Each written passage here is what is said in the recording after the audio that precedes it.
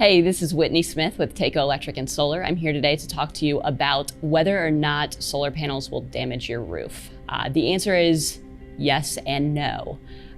No, if you choose an installer that knows what they're doing and is doing things properly, like ourselves.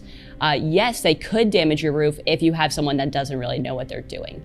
When a company comes out to install solar panels on your roof, what they should do and what we do is, we will measure, make sure that the design that we intend to install fits how it's supposed to, okay? So we will kind of lay that whole thing out.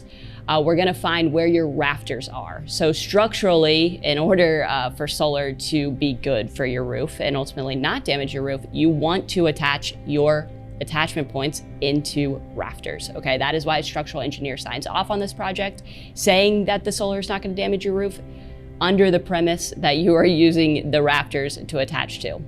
Okay, if you're not using a rafter, you're just going right through a piece of plywood. You're gonna have a big screw hanging out of your roof if you were to go up into your attic. There's nowhere to put any sort of water sealing caulk around if you don't have that rafter to attach into, ultimately causing leaks and ultimately not being what a structural engineer would sign off on, which therefore might damage your roof and your house.